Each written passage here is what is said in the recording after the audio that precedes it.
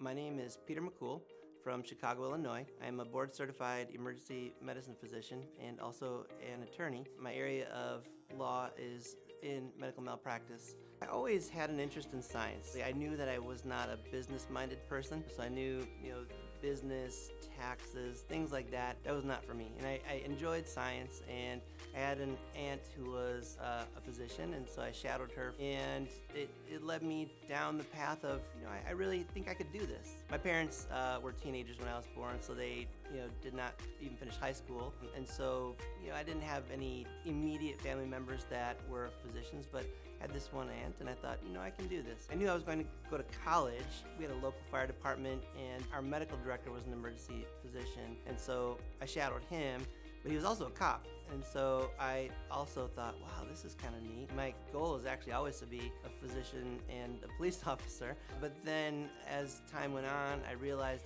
I don't know if I want to be out in the streets. I think I like the argument, I like the logic of law. That's when I thought, at some point in time, after I finish my physician training, maybe I'll go back and pursue a law degree. But I always knew I wanted to do emergency medicine. I didn't have the patience to stand for 10, 15 hours doing surgery.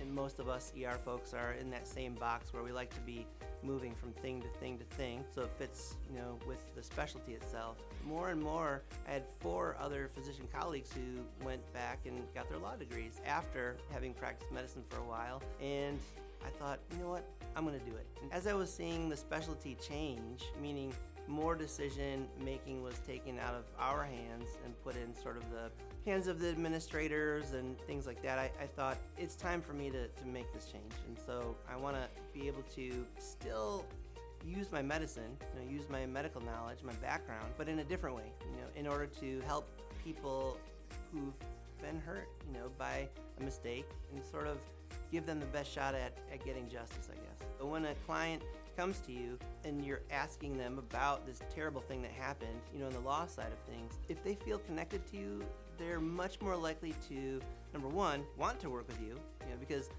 as opposed to an ER where they're coming to me and I'm kind of the only doctor that's there, they don't really have a choice.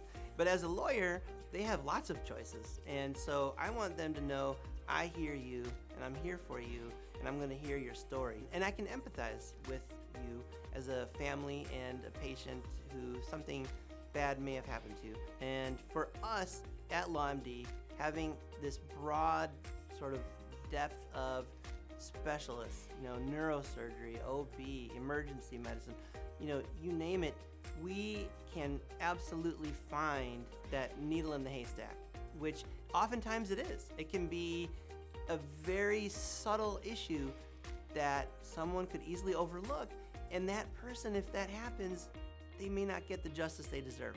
And so for us, if I might not know, let's say, okay, I feel like there's an issue here, but it's maybe a bit out of my area of expertise, I can rely on my colleagues at LawMD to say, you know what, Peter, there is a case here, and here's why. And then we can take it from there.